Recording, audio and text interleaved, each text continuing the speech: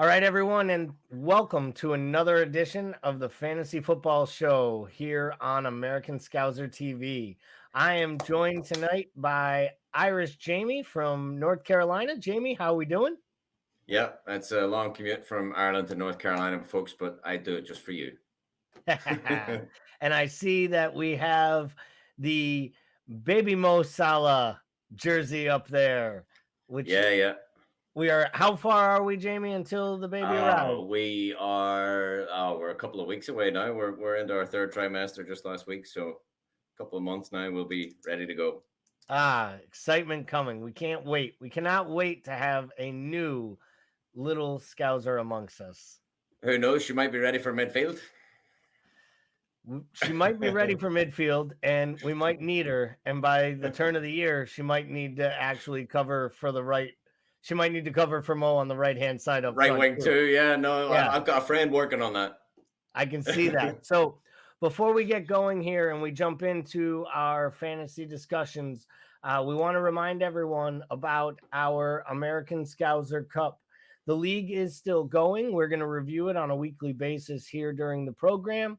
And if you'd like to join, you can either go to our page and you'll find the link that we've shared, or do the manual join of the league, enter the code that you see on your screen now and is also rolling through our scroll at the bottom.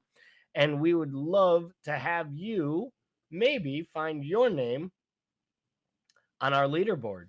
Let's Each say and it every together, time. Gally. Say it for me, Jamie.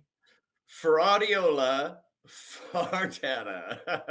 It's I genius. I mean, just wish that I had thought of it myself. And 158 points it gets after extra points. It's got to get extra points it should each get week. extra points. You're right. 158 points after 2 weeks is really, really good score, as well as, not using, the triple bonus or the way that some people go ahead and find themselves with really high scores after the first week. There's a few other really good ones up there. Jamie, you're not far off this list, let me tell you, my friend. You are No, not, you are barking at that door. I've been checking. I'm not top 10 yet, but no, Fraudiola did use the triple captain, I believe. I checked out his team, but Oh, still did he use it amazing. first week? You used triple captain second weekend, folks. Come on, let's not waste the triple captain out the Yeah, gate. I that's know everybody's eager. That's a little early. That's a little early for me to be using the triple captainship, But and not still, can't one that I argue with would first probably place. do. Can't argue with first place. Another big surprising factor of our league this week, Jamie, was that there was only one red arrow in the entire top 10, which shows that the scores are truly trending up. Yeah. I mean, everybody had a great week except for the one red arrow in the top 10, which is Darwinism. Well done. I mean, love the name. My team name is Darwin's Theory of Evolution. I tried to squeeze as much in as I could, but a lot of people go for the Darwin name this season, which is great. But I'm sure we'll get onto that later on. Absolutely. So, and of course, in addition to having our American Scouser Cup, we also do have our head to head league, which is heating up. And as we just keep having closer and closer matches, I've lost by, I think, a combined 3 points over 2 match weeks and outscored That's everyone in the league but one team each week, which is pretty crazy. But that's what's fun about the head-to-head leagues, in my opinion, is that Yep. you can have a match week where you only score, 36 points in your David Cosgrove and you pull out a win. And you can have a match week where you're sweating it out literally till the final bonus points are awarded. I will say when Trent dropped from 2 points to 1 point, in some ways I was a bit relieved because I really hate the draw. I'd almost rather go for the win Yeah. than feel like I lost and kiss my sister with a draw. So, for BJ to beat me on a little bit of bonus points, I can handle that. Impressive by you, Jamie. 75 points. Match week 2. I think you were the high scorer in both weeks, or at least the second week and maybe second the first. So good job by you. 2-0, Jamie, top of the table, top of the points. So you are definitely putting yourself out there so far in the Contributors League. I But appreciate it. Golly. Oh, there's a but. Hold on. Well, no, enough to go with our leagues, right? Folks have enough about our Scouser leagues. Let's take a look at the overall week 2 team of the week. Oh yeah, So, you another know, triple captain. yeah, where would you jump out? What jumps out at you here, Jamie, when you see this person who had the high score of the week? I mean, well, no, was there? Hold on, he wasn't a triple captain, was he? Oh yeah, that's Jesus' triple Yeah, captain. 139 triple captain. I mean, he's got all the big hitters in there. What impresses me is, well, obviously the triple captain. That's a pain in my ass. A great week to pick it. Obviously, I say this all the time. I'm an old hat at this game. I've been playing a decade plus. So anyway, triple captain in my book is always saved for double weeks. You get an informed striker on a double week, you're laughing. But 57 points is pretty good for a triple week, triple captain. But like I said, if you hold off to a double week, double that. You know what I mean? That's crazy. But I mean, he has got all the big hitters there: De Bruyne, Martinelli, Cancelo. I mean, even even though TAA didn't have a great week, he still got him in the team. Diaz bonus points helped him. James at the back. I mean, Henderson in goal. I had Henderson in goal. Unbelievable game he had. Penalty save, bonus points. I mean, the whole lot. But yeah, don't get me started on me winning the contributors league too much, because I'll just sit here and blow my own trumpet all night long. Give it a But little no, seriously, time. the way I like to say it is, and the way I've always said it is, like I said, I've been playing this for 13, 14 years. When I do well, Liverpool do bad, or when Liverpool do bad, I do well. So hopefully it all changes very, very quickly, and that's starting next Monday. But I mean, we'll move on to that later on. But the team of the week was unbelievable, Gally. I mean, I know you're a big fan of Kane. He has Kane in there. No Haaland, but he's got De Bruyne. He's got the triple City with Walker, Cancelo, and De Bruyne. So Yeah, I mean, he picks up the goals. Obviously, the goal against Liverpool hurt him. Obviously, I think that would have been big to get Trent's clean sheet there. And, Trent very well may have gotten 3 bonus points with his underlying stats had they kept a clean sheet. So I think that really would have been big. Obviously, the Henderson is huge. Anytime you have a keeper that, saves a penalty and gets a clean sheet, has some save points, that's going to be amazing. I am with you. I wouldn't love a triple captain in week 2, but I will say this: if I triple captained a guy in a double game week and they got me 19 points over the 2 games, I'd feel good see, about it. So that's to the give him gambler. credit, at least he maximized his triple captain by picking the right guy. Because, if I were him last week and I were triple captaining a guy, I probably would have triple captained Holland against Bournemouth, or even De Bruyne against Bournemouth, and you wouldn't have gotten as many points as triple captaining Jesus. Yeah, So and I mean, he's hit the ground running, hasn't he? Like we could sit and talk about him all night long. Unfortunately, done really well. Two yeah, assists, 2 goals. it was 2 Well, goals, 2 assists, 3 2 goals, maximum two bonus assists, points. 3 maximum. I mean, unbelievable. He picked a winner. He picked a winner. Like, if you're gonna mess up and go early, go hard. Exactly. So, with last week being the way that it was, there were a lot of high scores. There were some surprises and some kind of mixed bag results. So I think primarily we saw a really good side there by the high score of the week. I wish that I had made some of those moves and maybe deviated a little bit from the template, but ultimately that will put a recap on our review of match day 2. So, Jamie, we've talked about match week 2, and we move our sights on now to match week 3. So, we're going to start by taking a look at your side in its current construction from last week, with the idea of what your thoughts or plans are for this upcoming week. Do you have massive changes, small changes? What are we doing with the side, Jamie? I'd like to make a couple of changes. I really would. I'd almost like to take a hit in a few places. I think players like Martinelli are fantastic. I know I've got Haaland in there up front. Haaland was the most captained last week, I believe, and Yep. only had 2 touches. 2 touches. One from the kickoff and one was an assist. Now, look, we can laugh at Haaland all we want, but the fact of the matter is he is going to get goals. So I am thinking about maybe switching him momentarily because I know I've tripled up on City players here. But the thing is, Rodri with a 3, I mean, hasn't really come home for me there. Clean sheet, happy days.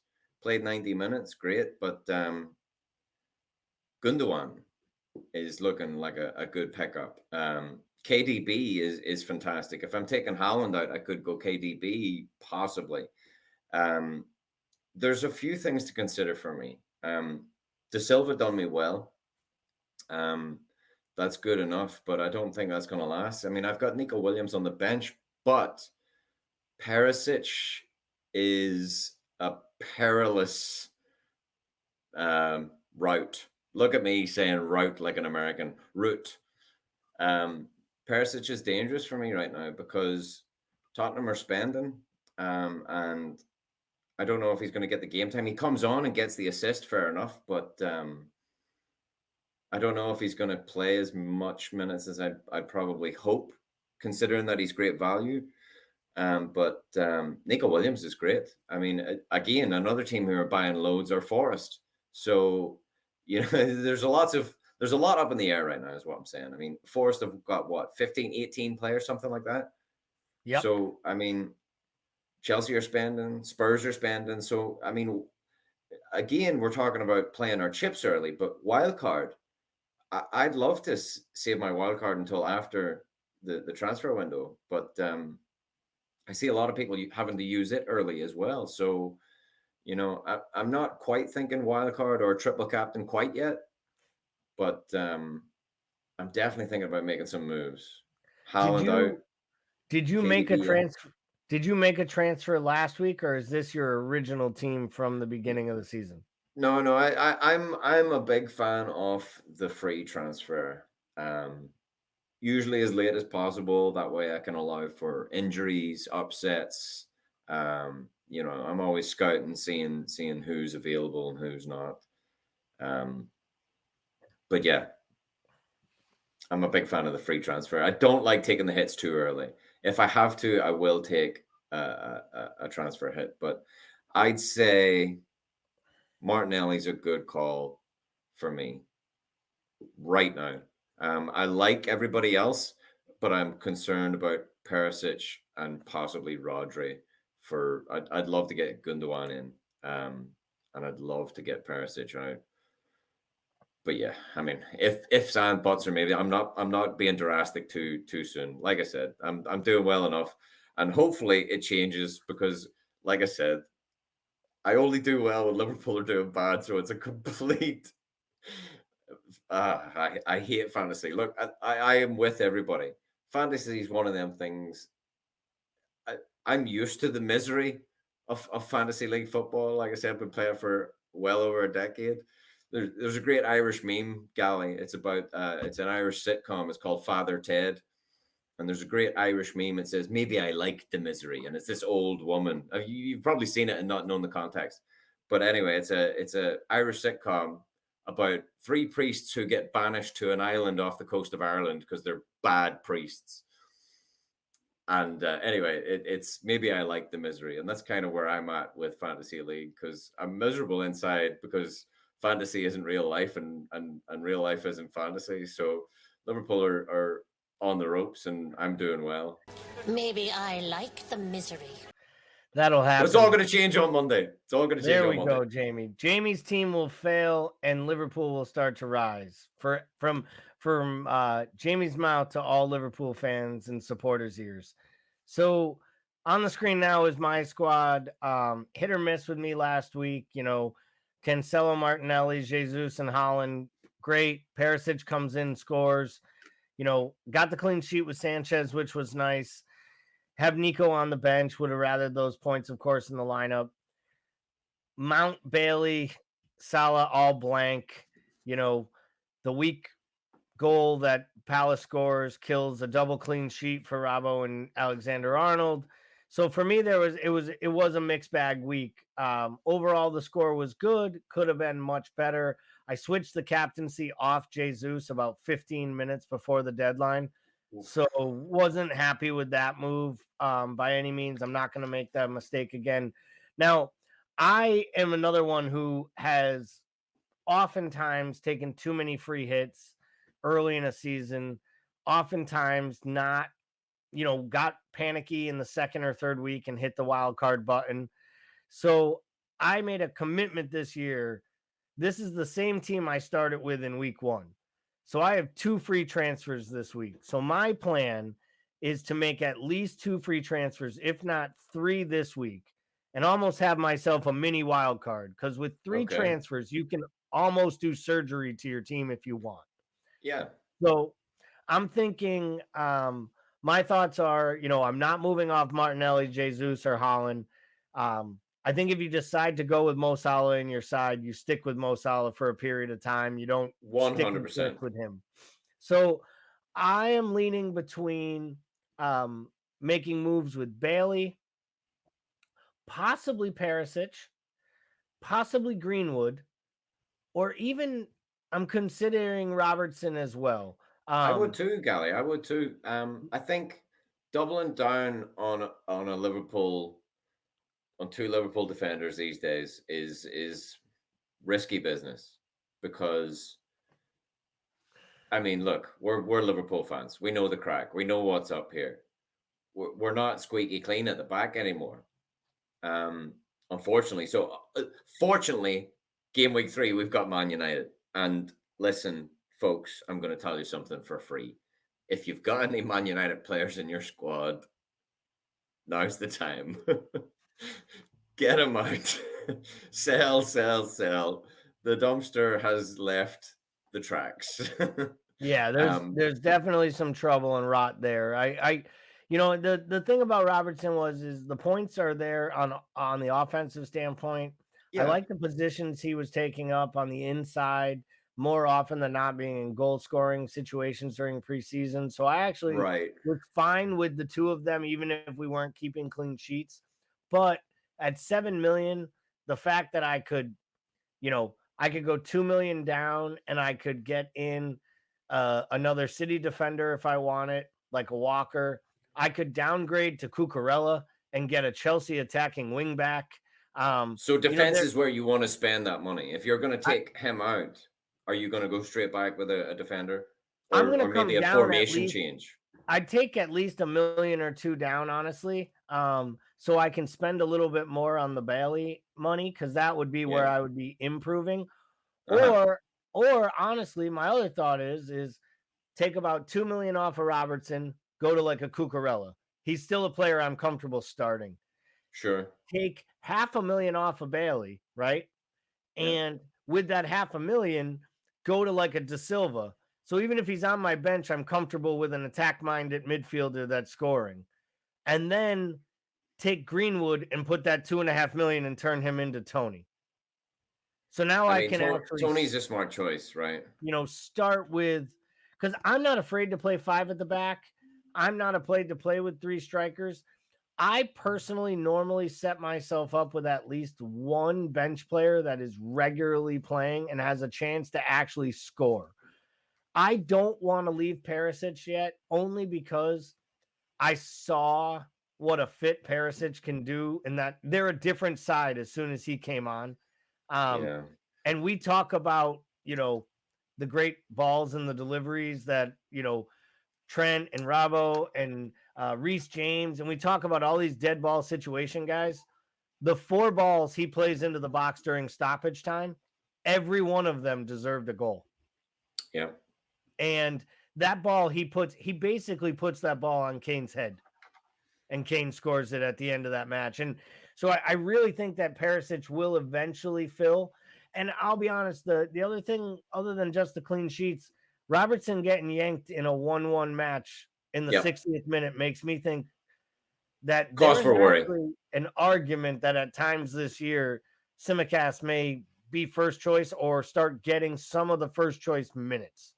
Yeah. And I think you need a nailed-on starter to pay $7 million with a defender. So for me, it's going to be a 2 to 3 transfer week, primarily around Bailly and probably Robbo being the guy who helps me move the money to make the move. But I won't lie, I'm only keeping Mason Mount in my side because I know if I get rid of him, he'll go 15, 13, 12 for 3 straight weeks because that's what he does as soon as I drop him. And his matchups are very favorable. But it is tough watching that Chelsea side and actually investing money in their attack. I think for our moves this week, it sounds to me, Jamie, like we're both teetering on a transfer or two, a little squad redo, but not massive overhauls. Let's see how that fares for us. And we hope Yeah, I'd all of say, your transfers work well as well. yeah, 100%. Good luck. Green arrows. Well, Jamie, that takes us through our squads and some of our moves.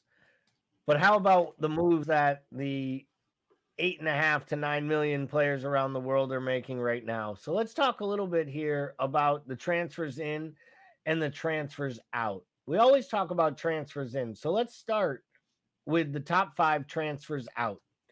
Coming in 5th place from the dumpster fire that is Manchester United, your left wing not playing through the center, Marcus Rashford. And I got to be honest, when I saw Marcus Rashford at 6.5 million, and a midfielder, it made me think to myself, I might have to hold my nose because that seems like the type of value that you kind of need in a fantasy side. Then I remembered he's at Manchester United. And today, things do not work for players at Manchester United. Not at all. Not at all. I mean, they're all red arrows. In fact, the Liverpool United game isn't. It's a green fixture for Liverpool. It's not a red for fixture difficulty. It's an easy game for Liverpool as far as fantasy league's concerned. Like I said, if you've got Man United players, sell, sell, sell. I mean, whilst you can, right? Even though Rashford does represent great value for money, you know, he's being linked with PSG, I see, but I mean, who cares, right? Liverpool against Man United, game week 3, despite our record and in spite of their record, I think we kick things off and do well here. I mean, I know Nunes, which we'll get to very shortly, but Rashford for me, 5th out, is indicative of what Man United are going through, and I see a lot of potential for Liverpool points. Yeah, and it's funny. The next 3 from 4th, 3rd, and 2nd are all Aston Villa players, which doesn't surprise me because they've been extremely disappointing in both of their matches, even though, they secured a win against Everton that they tried to give away, honestly, in stoppage time. So Bailey was a big, hot, commodity, $5 million midfielder. Gerrard called him, a new signing and a superstar player. He has failed to impress.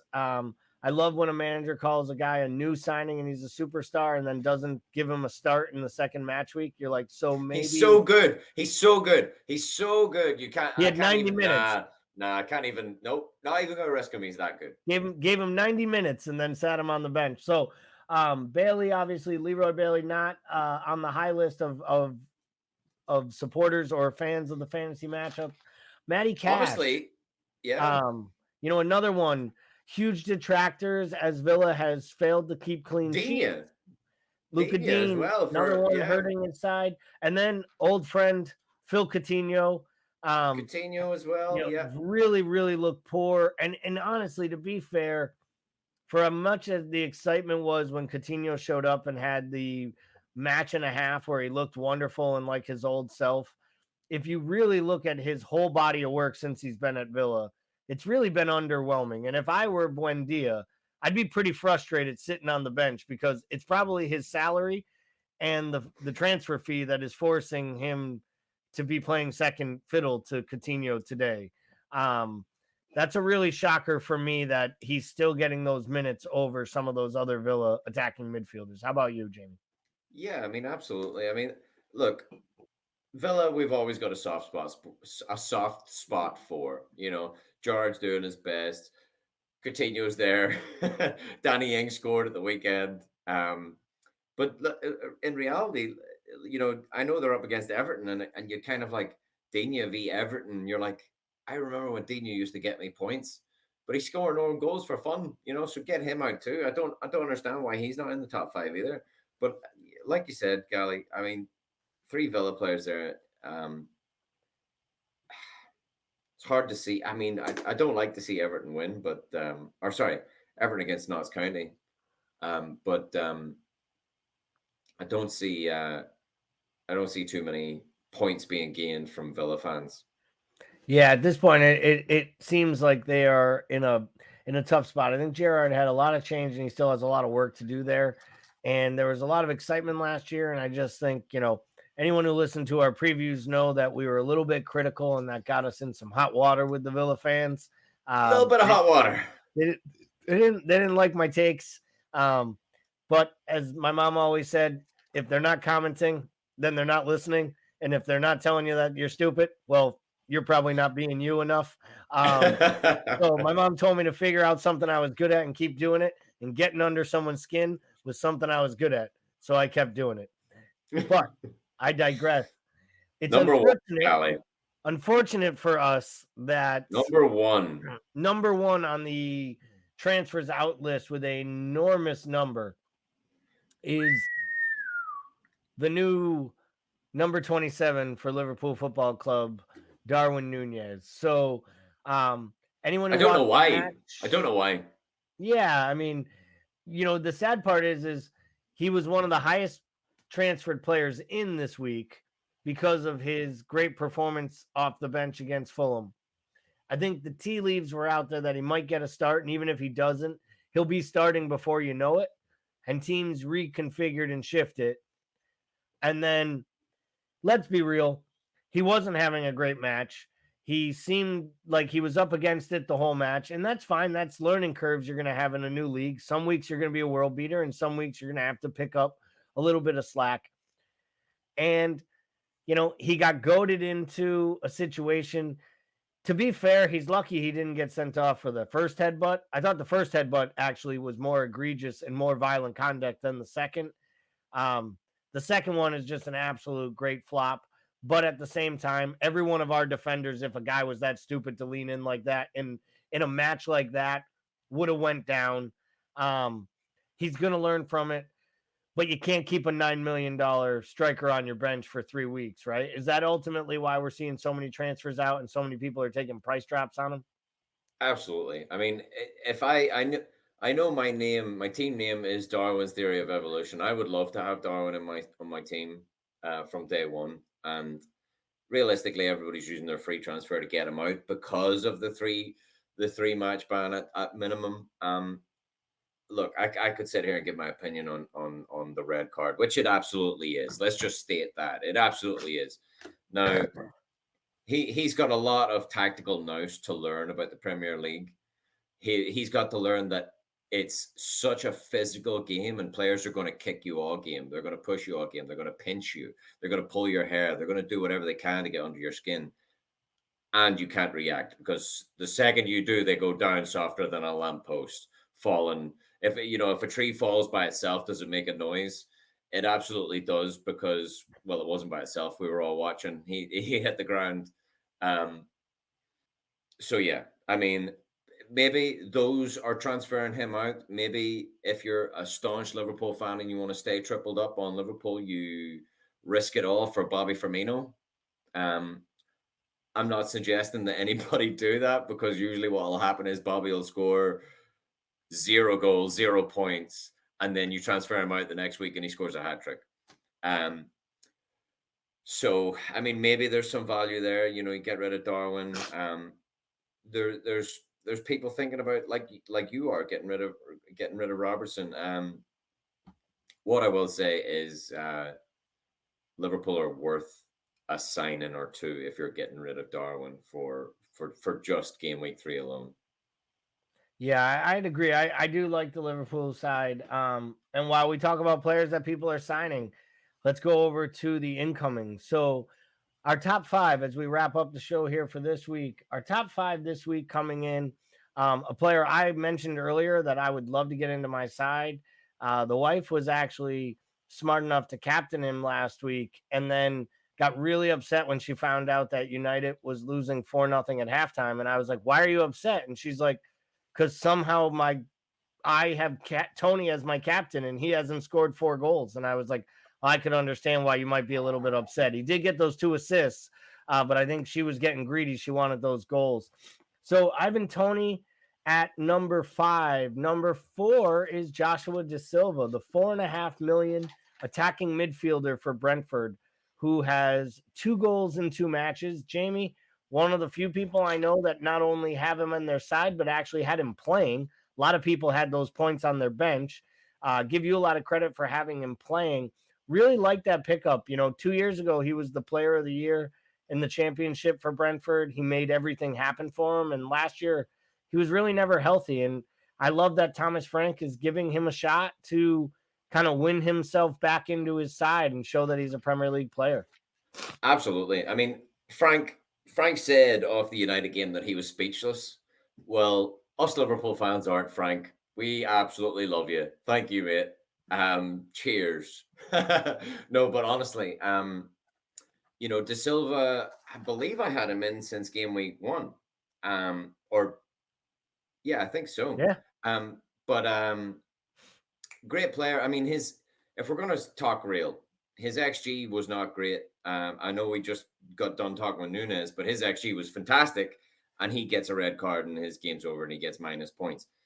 De Silva's XG was awful, and he scores because David De Gea just let one slip. But a great player, like you said, coming back off an injury, and for the value, what's he going in at now? So 4.5. his price is rate, his 4.6. His price is raised 0.1. So that's gained me some money, which is great. Haaland went up in money twice. I think he's up to 11.7. So I mean, I'm gaining money. And De Silva came up with the goods because David De Gea had a nightmare. But yeah, Tony, fantastic. De Silva, great. And then obviously in the third spot, it amazed me after game week 1 that people were dumb enough to start selling Jesus. Unbelievable. The guy had an amazing preseason and arguably might have been one of the most influential players during Arsenal's win, just didn't score in game week 1. And people are selling him purely on, he blanked. And then he comes out with a 19, 2 goals, 2 assists, could have had 2 more goals. Basically, he's at the heart of everything good that's happening at Arsenal, and they're playing really well on the front foot, and they have a good run of fixtures. If you're not stacking up on Arsenal players right now, especially in attack, I'm not really sure what you're watching between Martinelli, Saka, Jesus, Odegaard. It really is a solid attacking side. And as scary as it is, they're even starting to figure it out at the back. Boom.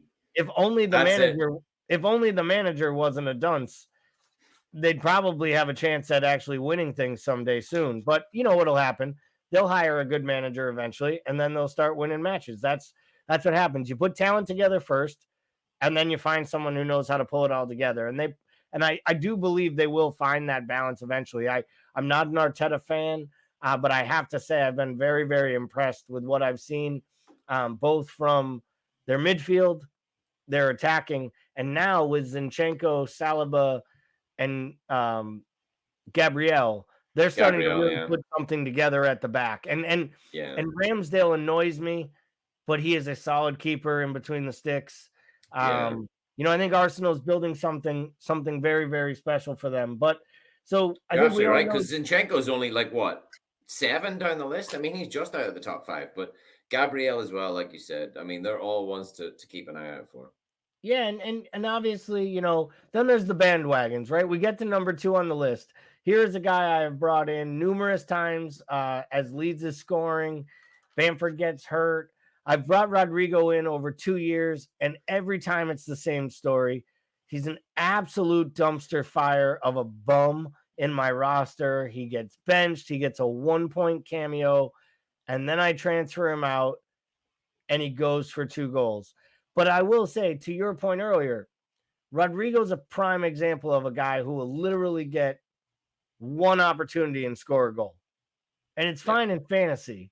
But when you're watching with the eye, it's just like, this guy's not good enough. I don't want this guy on my team. So for all the people out there chasing down, a Leeds asset that's cheap in their midfield, I'm a pass. Because if I were going to take a shot at a flyer on a Leeds player, I really like what I've seen from Aronson, because his XG's been off the chart. He's been involved in everything good they do. And I think when you're constantly around opportunities to score, you will help create goals. I mean, that's the thing. You're talking about midfielders who can score goals, midfielders who play as forwards, or even, if you're talking about Trent and Robbo, wing backs who play as forwards and end up in the box. I'm always trying to bring it back to the Liverpool chat, unfortunately. But yeah, I mean, Rodrigo, that's not just a cultured finish, Gally. That's a poacher's goal he scored last week. Like, such a tight angle, great goal. But yeah, you're right. Us regulars to fantasy have probably been burned by some of these players before. And yes, we're going to be talking about number one on the transfer in list as well. But Mitrovic, we were talking. I heard you guys last week talking about Mitrovic and old Mats, the Polish prince, talking about Mitrovic, and obviously off the back of the Liverpool win, he missed his next penalty. And going back to what I was saying about us older folks who have been veterans of fantasy and played will remember Mitrovic burning them a couple of years back. Oh, the worst. Gets a couple of goals and then goes missing. But he's on penalty duty, so you can kind of expect the way Fulham play football. They've had 2 penalties in 2 games. If that continues, Jesus, he's going to miss 50% of them, but some of them he's going to score. So it's worth a risk, but I don't know. Silva said he's going to take the next penalty. I know we're going to be talking about better players than Mitrovic. I'm still hurting over game week 1, for fuck's sake, God. When we and we'll move up to here, we'll get our parting shots and our thoughts, maybe predictions for this upcoming match week. But Martinelli, obviously number 1 transfer in. I would argue, even with as good as Jesus has been by being the highest, getting the 21 points in 2 weeks, some of the other players that have done just outstanding, I'd argue that if you were voting a MVP based on value and performance after 2 match weeks, that Martinelli, by the eye test, to me, has caught the eye of a guy that basically should be the first name on every manager's team sheet at 6.1 million. If you can't fit that guy in, I'm not sure what kind of talent you have between the 5.5 to 6.5 range, but I don't think you find one better than him. He's clearly got an eye for goal. He knows how to get into scoring positions, which is something you can't teach. And then he's got that Brazilian flair to actually make something happen. And you can almost see it. And you could see it 2 years ago when he first got his first shots and was playing in cup matches. I remember thinking to myself, like, why do they keep going out and making mistakes on Nicolas Pepe's and Aubameyangs and Lacazette's if you got a kid like this and Nketiah sitting in your academy? But, that's what happens, right? You don't want to put that much pressure on the kid. But I feel like he's a young man who knows what his moment is. And right now he has a moment between now and November to maybe grab himself like a starting spot at the World Cup. Absolutely. I mean, he has every right to be in that conversation. 2 games, 2 goals, 8 points a game. He's 6.3 million, like you said. I was fortunate enough. A good friend of mine's an Arsenal fan. God bless him. I believe there's tablets, medication out there that can get that shit cleared up in a couple of weeks. But nonetheless, he's still a gooner. And we went up to Charlotte, from Wilmington to Charlotte, to watch Arsenal game. Must have been 2 years ago, Dortmund game in the off season. And I got to see Martinelli up close, and the kid's a talent. And that was when he wasn't playing week in, week out. I mean, like I said, 90 minutes, both games, 8 points, 6.3 million is a joke. 8 points each game. He's doing well. He's the number one transfer player in. I've talked about him before. He's probably going to be in my team next week. Yeah, I'm going to be one of those numbers. So as we wrap it up here, Jamie, I know you haven't set for sure yet on your roster. Do you know whether you'll be captaining Holland or Mo this week? I resisted last week, and I did have a little laugh at those who did. I know you did. But in all honesty, he probably will be my captain again. I'm just going to stick with Salah this week on game week 3 because I'm biased AF and I'm red to the core, and I want to see Old Trafford get emptied early on, and I want Mo Salah to be that guy. So I'm sticking. I'm what's the terminology you guys use? He's you set and set. What is it? Set it and forget it. Set it and forget it. I love it. Set it and forget it. Mo Salah, captain, baby. I like it. I am not going to captain Mo this week, and it's not because I don't think that they're gonna, drub him. I do find it funny that the United supporters are, proposing that they have a walkout, so the entire stadium is empty by the 54th minute, so that they can say to the Glazers, "We want to sell." And I just find it funny that they picked the 54th minute because they know that the place will already be half-ass empty anyways after they're down 5-0. But you know that I when am. the Simpsons done it. Simpsons done it. Liverpool done it. We completed that one already, mate. We've done that one. Yeah, we don't need any help to empty Old Trafford. I am actually going to. I'm not gonna lie. There's part of me doesn't want to captain any Liverpool player out of fear that match won't get played, because I've seen what those dirtbags can do when they're afraid they're gonna lose a match, and it's Monday, risk. And then that would be the risk. But I am going to captain Gabriel Jesus against Bournemouth. I saw that Bournemouth team last week. They were poor, like championship level poor. I'm sorry, Bournemouth fans. I know you don't like me. You know I'm critical of your side, but it's not my fault. You came up from the championship, and I think you're fielding a team worse than the one that came up from the championship.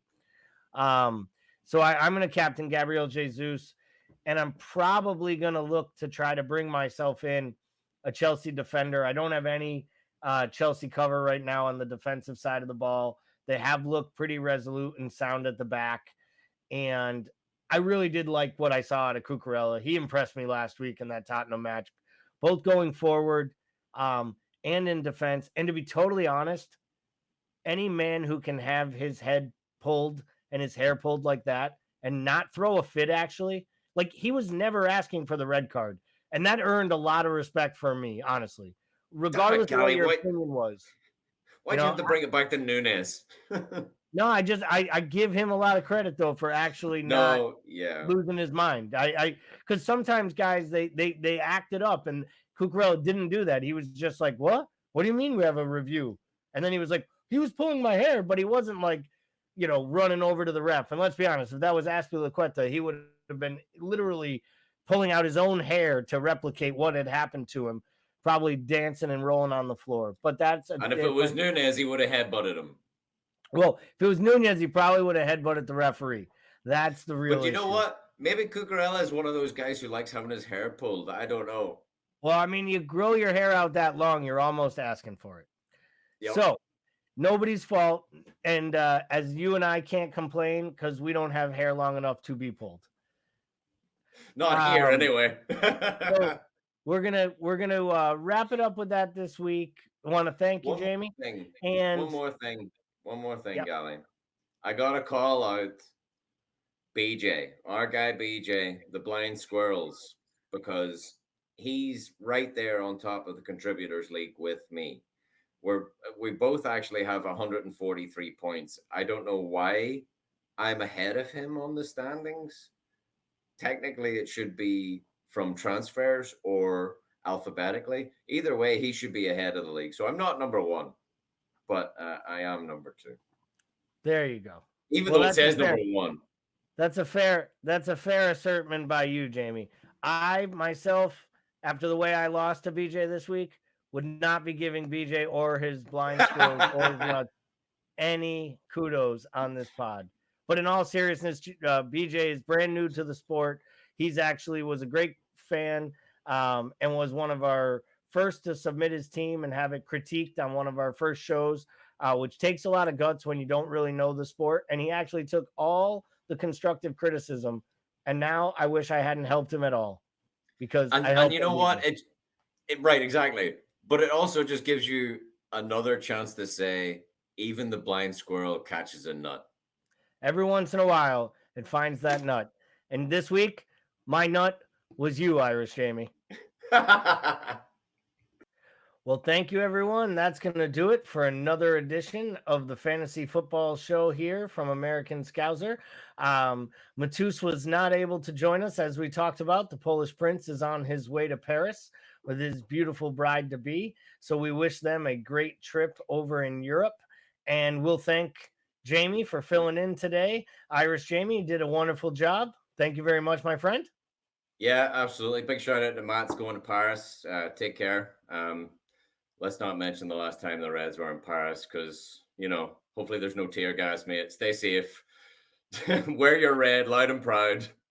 Absolutely. And from the way that my fantasy squad has gone after weeks 1 and 2, losing nail biters in our head-to-head leagues and falling further and further behind while still outscoring 85% of everyone in the group, I will say that we'll save the tear gas for my squad, because it might need it. I didn't hit that wild card, but it might be coming down the road.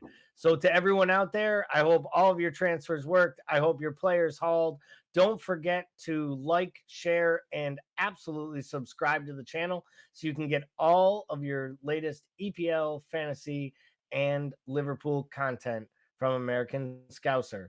Thanks for watching, and have a great week.